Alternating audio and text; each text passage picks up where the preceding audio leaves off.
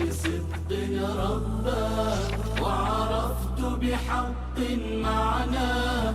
كم مر العمر ولا أدري بحياتي ما معنى الله. أدركت الآن معانيها، أسماء حسنى لعلا، وتنور قلبي بصفات أوصاف ليست لسواه. إن مر العمر فمسكين عبد لا يعرف مولاه، ما ذاق حلاوته أبدا من يجهل ربا سواه.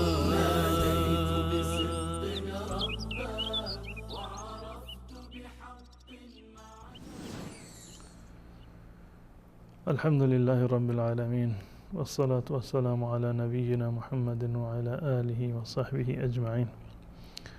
بینندگان عزیز و ارجمند، السلام علیکم و رحمت الله و برکاته. الواحد و الاحد دو تا از نامه های زیبا و منحصر به فرد الله متعال هستند که قطعا ما این نامه ها رو شنیدیم و در جامعه ما قطعا افرادی هستند به نام عبدالواحد یا عبدالاحد، بنده الله واحد و اللهی که احد هست. این نامه ها که دلالت بر صفت یگانگی الله متعال می کنند که الله متعال واحد و احد هست، یکتا و بی همتا هست، این نامه ها هم در قرآن آمده و هم در سنت رسول الله صلی الله علیه و سلم. در قرآن کریم آیات متعددی هستند که نام الواحد برای الله متعال ذکر شده. و برزوا لله الواحد القهار در سوره ابراهیم، و برزوا لله الواحد القهار که نام الواحد در این ذکر شده.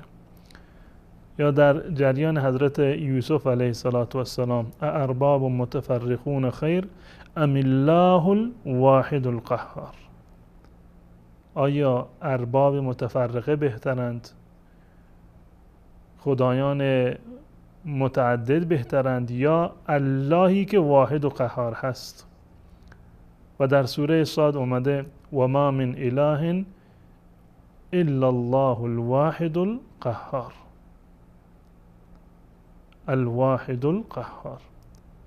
قل الله خالق كل شيء وهو الواحد القهار در سوره رعد. پس بنابراین الواحد یکی از نامه های الله متعال هست و هم معنی الواحد الاحد هست. الاحد یک مرتبه در قرآن اومده که همه شما هم آن را حفظید.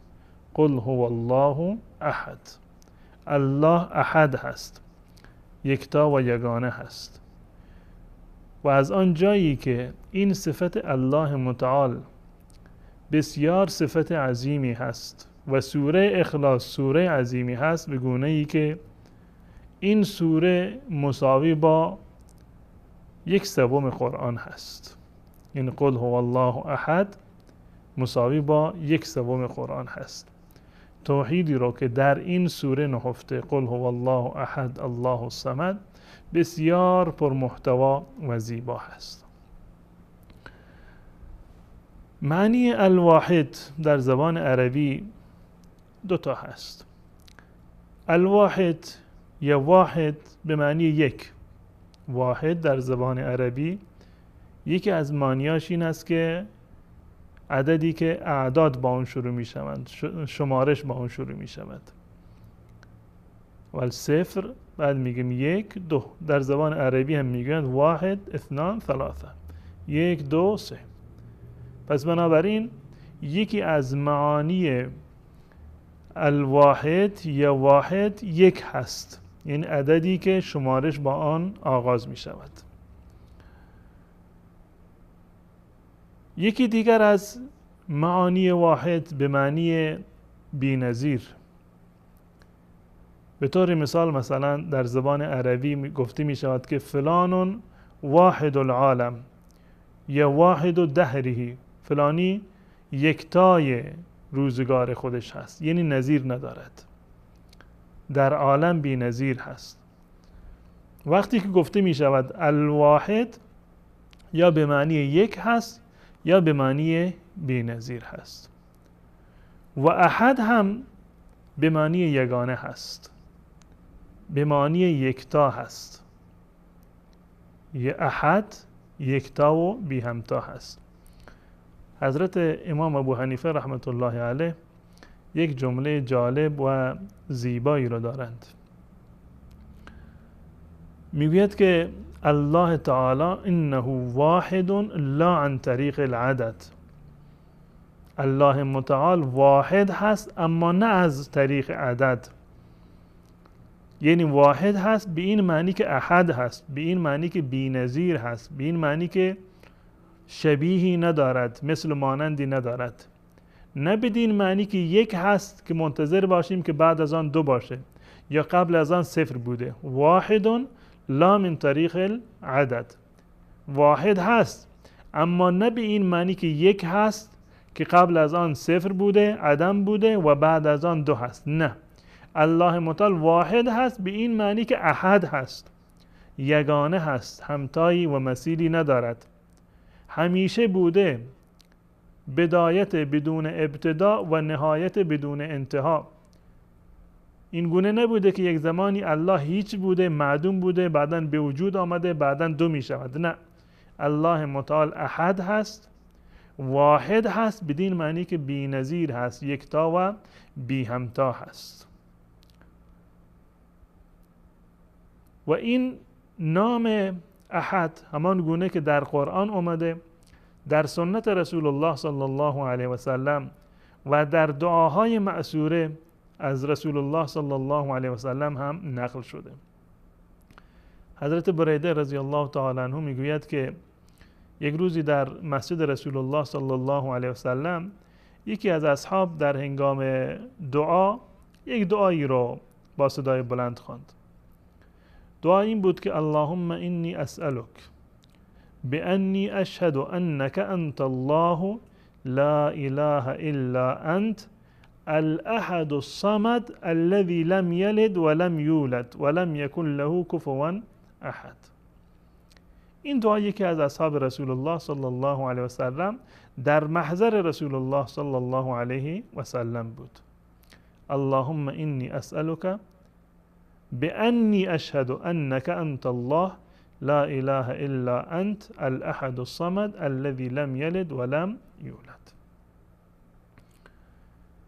وقتی که این صحابی بزرگوار رسول الله صلی الله علیه وسلم این دعا رو زمزمه کرد و با صدای بلند اینو تکرار کرد، رسول الله صلی الله علیه وسلم شنیدن، رسول گرامی اسلام صلی الله علیه وسلم یک جمله زیبایی رو فرمودن که دلالت بر عظمت این دعا میکند. فرمودند لقد سأل الله باسمه الاعظم الذي اذا سئل به اعطى و اذا دعی به اجاب. این فرد الله را با اسم اعظمش صدا زده، همان اسمی که هر کس با آن اسم الله متعال را صدا بزند و بخواهد الله متعال خواستش را برآورده می کند. اگر دعا بکند دعوتش را اجابت می کند. بحث اسم اعظم الله متعال قبلا عرض کردم که برخی از علما معتقد هستند که لفظ جلاله الله هست و برخی دیگر الحی القیوم را اسم اعظم الله متعال می دانند و اقوال دیگری هم هست و قول راجح این است که اسم اعظم الله لفظ جلاله الله هست که علم هست بر ذات مبارک الله متعال. اما این دعا رو به این خاطر آوردم خدمت شما که در این دعا لفظ الاحد آمده. اللهم انی اسألک بأنی اشهد انک انت الله الذي لا انت الله لا اله الا انت الاحد الصمد الذي لم يلد ولم يولد. همان گونه که در قرآن اومده احد یک مرتبه، در سنت و احادیث رسول الله صلی الله علیه و سلم هم آمده. پس بنابراین به این نتیجه میرسیم که الله متعال واحد هست، یگانه و بی همتا هست. الواحد و الاحد هست در تمامی کمالاتش و تمام کمالات را الله متعال دارد. الحمدلله رب العالمین. و تمام صفات حسنه را که الله متعال دارد و تمام کمالاتی را که الله متعال دارد، نتیجهش این است که تمامی ثنا و حمد هم از آن الله متعال هست. الحمدلله رب العالمین. چرا؟ بدین خاطر که الله متعال تمامی کمالات را الله متعال دارد و هیچ کسی با الله متعال در این کمالات شریک نیست. کمالاتی را که الله متعال دارد و صفات حمیده ای را که الله متعال دارد، نامه‌های زیبایی را که الله متعال دارد، بی‌نظیر هستند. همان گونه که الله متعال در ذات خود بی‌نظیر هست، مثل و مانندی ندارد، الله متعال در کمال خود هم بی‌نظیر هست، مثل و مانندی ندارد. احد هست و واحد هست. این یکی از معانیش هست. این یکی از معانی الاحد و واحد هست. یکی دیگر از معانیش این هست که الله متعال احد هست و واحد هست در ذات خودش، در وجود خودش. الله متعال واحد و یگانه هست، احد و صمد هست، الواحد و الاحد هست.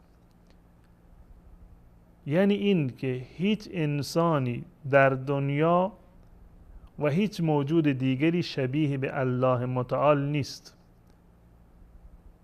و الله متعال هم شبیه به هیچ کس نیست. واحد و یگانه هست در ذات خودش. هیچ گونه شبیهی، هیچ گونه ندی، شبیه و مانندی رو الله متعال ندارد، هم در کمالش و هم در ذاتش و هم در صفاتش. یعنی الله متعال همان گونه که در ذاتش یگانه هست، همان گونه که در کمالاتش یگانه و بی همتا هست، در صفاتی که الله متعال دارد باز هم یگانه و بی همتا هست. هر گونه صفتی را که شما تصور بکنید که صفت کمالی باشد، الله متعال آن صفت را به کامل ترین درجه و بالاترین وجه دارد. اگر علم را در نظر بگیرید، از الله عالمتر نیست. اگر بصر را در نظر بگیرید، از الله بصیرتر نیست. اگر سمع را در نظر بگیرید، از الله متعال کسی سمیعتر نیست. ولو این که برخی از صفات الله متعال بگونه‌ای هستند که نمونه اش در میان انسانها وجود دارد، مانند سمع الله متعال، بصر الله متعال، علم الله متعال، رحمت و رحیم بودن الله متعال. اما این کجا و آن کجا؟ فقط یک نوع تشابه اسمی هست و الله متعال صفات کمال را و جمال را در بالاترین درجه و در بهترین صورتش دارد. همان گونه که صفات الله متعال بی‌نظیر و بی‌مانند هست، اسماء الله متعال هم بی‌نظیر و بی‌مانند هست. تمام نامه‌هایی را که الله متعال دارد، الله، الرحمن، الرحیم، الرب، الحی، القیوم، الکریم و تمام نامه‌های دیگر و اسماء حسنای الله متعال، تمام آنها بهترین نامه‌ها هستند. هل تعلم له سمیا؟ کسی هم نام الله متعال نیست. الله متعال نامه‌هایی را که دارد، صفتی را که از آن نام گرفته می شود به صورت کامل دارد. اگر میگوییم که الله الرحمن هست یا الرحیم هست، یعنی صفت رحمتش در اوج و در کمال هست. وقتی که میگوییم الله متعال الکریم هست، یعنی کرمش بی‌نظیر هست. وقتی که ما میگوییم که الله متعال الحی هست و القیوم هست، حیات الهی یک حیات بی‌نظیر هست و تمام صفات الله متعال این گونه هستند. هر نامی که صفتی رو در بر دارد، آن نام هم بهترین نام هست و آن صفت را هم الله در بهترین وجه و کاملترین گونه و صورت دارد. گذشته از کمال الله، گذشته از ذات و صفات و اسماء الله متعال، الله متعال در افعال خودش هم یگانه و بی همتا هست. در رب بودنش و اعمالی را که نشانه رب بودن الله متعال هست هم الله متعال کاملا یگانه و بی همتاست. تمامی اعمال الله متعال، کارهایی رو که الله متعال انجام میدهد و اموری رو که الله متعال مقدر کرده، بر اساس حکمت هست، بر اساس رحمت هست، بر اساس عدالت هست. در هیچ کدام از اعمال الله متعال و کارهای الهی شما ظلمی رو مشاهده نمی کنید. در هیچ کدام از کارهای الهی شما خللی رو نمیتونید پیدا بکنید. در هیچ کدام از کارهای الله متعال شما کار بیهوده و بیفایده رو نمیتوانید پیدا بکنید، برخلاف انسانها و موجودات دیگر. تمامی کارهای الله متعال بر اساس حکمت، بر اساس عدالت، بر اساس علم الله متعال هست و هیچ گونه خللی در آنها نیست. پس بنابراین الله متعال در ذاتش، در کمالش، در صفاتش، در اسماعش، نامهایش و همچنین در افعالش الله متعال بی‌نظیر هست. احد هست و واحد هست. انت الله لا اله الا انت الاحد الصمد الذي لم يلد ولم يولد. الله متعال در اول بودنش و در آخر بودنش هم بی همتا هست. هو الاول والآخر. الله متعال اول و آخر هست. اولی که بدون ابتدا هست، به قول امام ابو حنیفه رحمت الله علیه واحد هست و اول هست، اما نه از طریق عدد، یعنی همیشه بوده، یک زمانی معدوم نبوده که به وجود بیاد. اولی که بدون ابتدا هست و آخری که بدون انتها هست الله متعال هست. الله متعال یگانه هست، واحد و احد هست، یعنی این که الله متعال مثیلی ندارد، شبیهی ندارد، مانندی ندارد. الله متعال شریکی ندارد، زن و فرزندی رو الله متعال ندارد، پدر و مادری رو ندارد. در همه چیز الله متعال واحد و احد و بی همتا هست. الله متعال احد و واحد هست، یعنی یگانه هست. در تمامی صفات کمال الله متعال کامل ترین هست و از تمام صفات نقص الله متعال مبراترین و پاکترین هست. سبحان الله که ما میگوییم یعنی همین که الله متعال از هر گونه عیبی و از هر گونه نقصی مبرا هست. الله متعال در ربوبیتش بی همتا هست، شریکی رو ندارد. در ملکش و در قدرتش و در سلطنتش هیچ کسی شریک نیست. الله متعال واحد و احد هست در الوهیتش، در این که معبود یگانه و معبود به حق الله متعال هست، کسی در این شریک نیست. همان گونه که رب واحد و احد هست، الله متعال اله واحد و احد هم هست، یعنی یگانه معبود بر حقی که لیاقت و شایستگی عبادت و بندگی رو دارد. غیر از الله متعال هیچ کسی چنین لیاقتی رو ندارد و تمام معبودهایی که غیر از الله عبادت می شوند معبودان دروغینی هستند که حق عبودیت رو ندارند. الله متعال واحد و احد هست به این معنی که نه الله متعال از موجودی دیگر به وجود آمده و نه از وجود الله کسی دیگر وجود آمده. لم یلد و لم یولد. الله متعال واحد و احد و صمد هست، لم یلد و لم یولد هست. یعنی هیچ فرع و شعبه‌ای الله متعال ندارد، نه پدر و مادر دارد و نه فرزند دارد و نه همسر دارد. و در تمام این موارد الله متعال واحد و یگانه هست. یکی از اقترانهای بسیار زیبا و جالبی که الله متعال در قرآن ذکر کرده در مورد احد بودنش، قل هو الله احد الله الصمد. الله احد صمد، اللهی که احد هست، واحد و یگانه و بی همتا هست، و الله متعال صمد هست. یعنی این که الله متعال در صمد بودن خودش واحد هست. صمد بدین معنی که الله متعال بی نیاز هست و تمام مخلوقات نیازمند او هستند. بی نیازی که از دیگران بی نیاز هست و این بی نیاز همه نیازمند او هستند.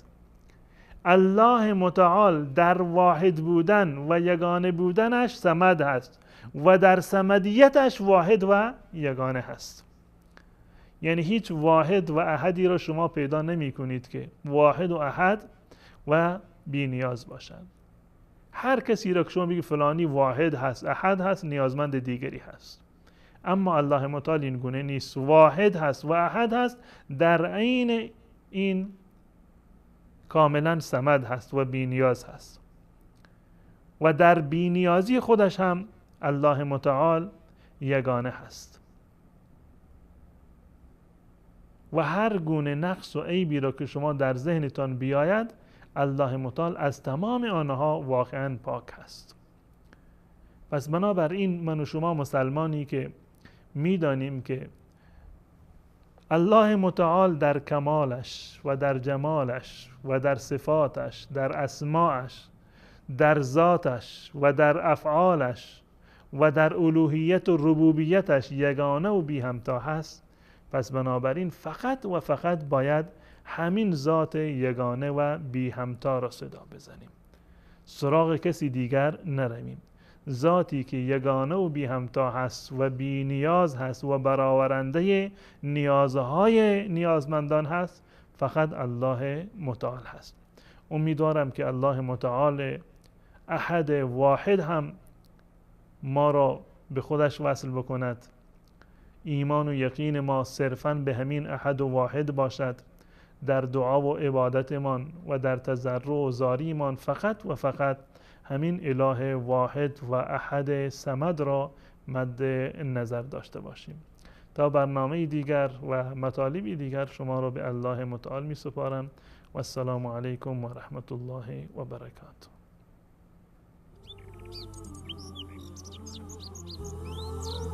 ناديت بصدق ربا وعرفت بحق معناه كم مر العمر ولا أدري بحياتي ما معنى الله. أدركت الآن معانيها أسماء حسنى لعلا، وتنور قلبي بصفات أوصاف ليست لسواه. إن مر العمر فمسكين عبد لا يعرف مولاه، ما ذاق حلاوته أبدا من يجهل ربا سواه.